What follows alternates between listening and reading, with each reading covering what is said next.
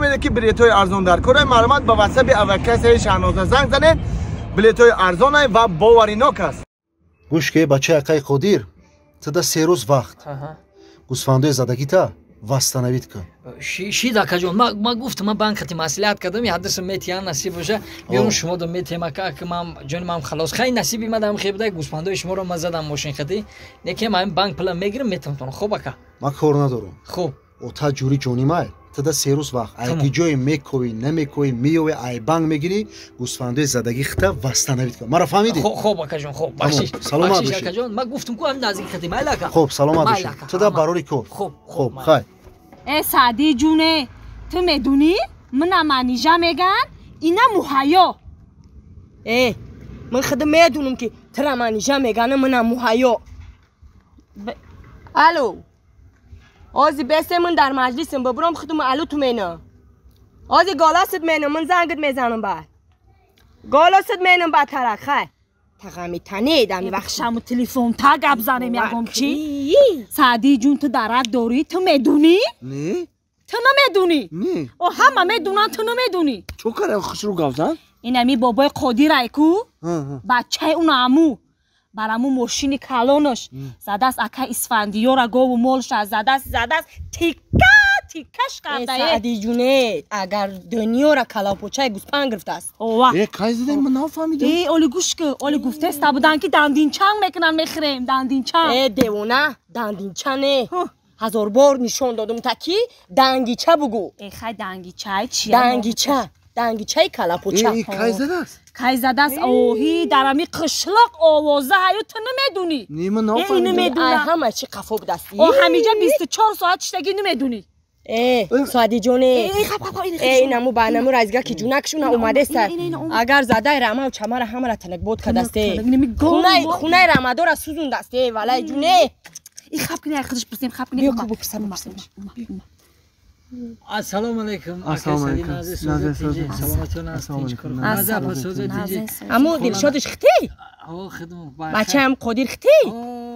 خدا بگیره فلته خدا بگیره نصیب اگر تو کم تر فربه میشیدی کو پلنی قشلاق چپه میکدی دودره که خالا جان نصیب ده همی خیلی بده اکا بفهمونه باش ما مرده که میفهمونه خیلی نصیب همی خیلی بده نصیبی مده همی خیلی دلشاد جانه همین منیجه مهیا همین گفتن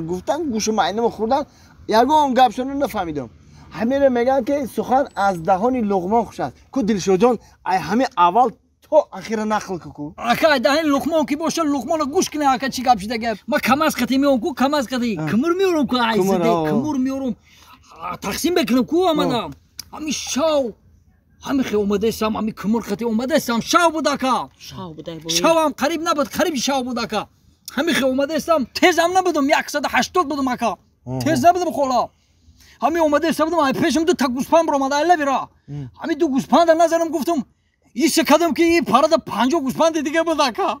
فهمیدی اکا این می خیلی دیگه انا یکن با همون دو گوسفند که پرده بود گو همین زده اکا هم دو گوسفند بردم اکا این می خواقیه شده تمام چه دو گوسفند و همون جدا آوازه که 52 گوسفند شما زدین تیکه کردین همین خی اما دو گوسفند بین 50 گوسفند دویده در آمد همش زدم 52 گوسفند شد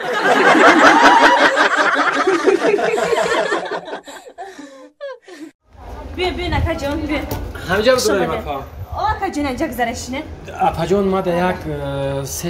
سیخ شاشلیک بوسکوی یا شوربا ما در یک خون شوربا بگیریم دو کلچه و یک شاشلیک فرشی مالش السلام علیکم اکا جان و علیکم السلام سودین تیجه رحمت اکا جان بله جگزه جو هست جو دارین اینجا مایلش جو کی جو شما شید اینجا نمیشینیم جو همش جوه خوش آمدین اکا جان اکا جان شما دا چی بیارم ما دا انا یک چوینیک دا چای گرم سیاهو یک دونه کلچه بگیریم یک چوینیک دا چای یک دونه کلچه تمام یک چوینیک دا چای سیاهی گرم یک دونه کلچه بگیریم بین ای در کم برمه اکا جان نخو که یک مرده که بزبره قد بلند یک دونه کلچه یک چوینیک چای بخری برای کی کار میکنی اکا جان در جونه که خود جور میکنی یا مایده اگم چیزا که بخی جلوت که بگه که خیلی ما سویب دارم نخو یک دونه کلچه یک چای